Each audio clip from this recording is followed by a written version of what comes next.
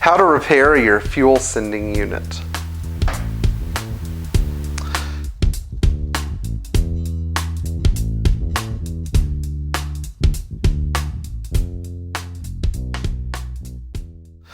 This is a fuel sending unit from an 85 300 CD. A similar fuel sending unit was used on 126, 116, 123 wagons, 114, 108, 113 model Mercedes, but this is the keys to the kingdom and how to repair this thing. Now, before I go into this, if you really have a badly rusted sending unit, they can be tough to fix. Mercedes has new ones for $280. Sounds like a lot of money, but it's cheaper than dealing with getting stabbed in the middle of the night when you run out of fuel somewhere. So, just saying. So without further ado, we're going to take this thing apart. The first step is that there's a tiny nut here on the end of the fuel sending unit shaft. I loosen this, but you can loosen it with a pair of pliers.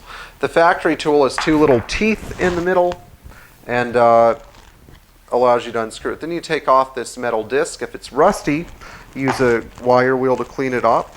And then you take out this disc right here, which usually contains a bunch of goo on the bottom. So you're going to want to clean this thing up too. Next, you're going to want to slide off the aluminum shaft.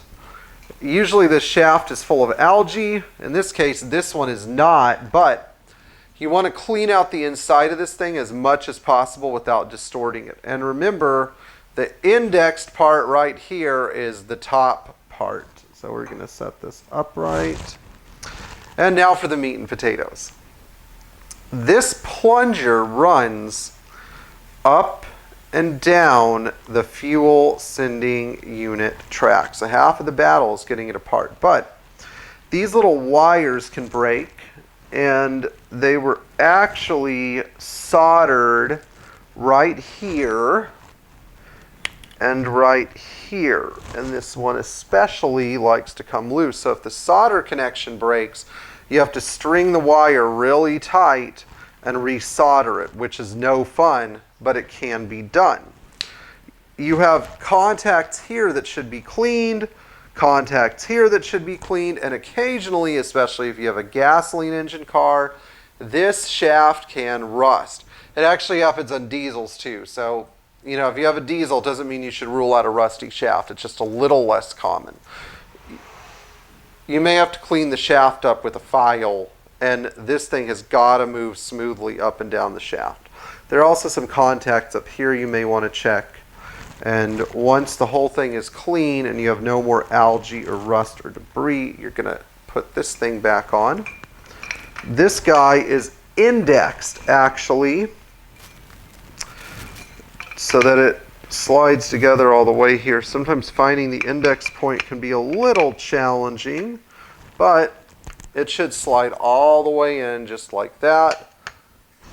Next, you're going to take this hockey puck or disc or whatever and slide it in there.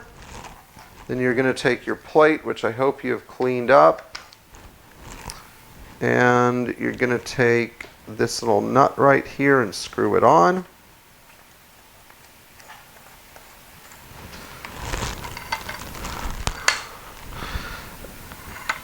And so again, this is mostly 123, 116, 126, and similar models.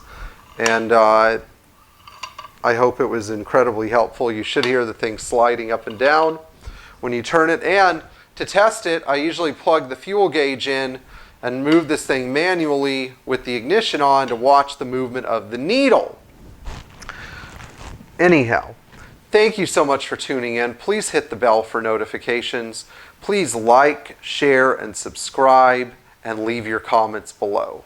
And enjoy driving your Mercedes Benz.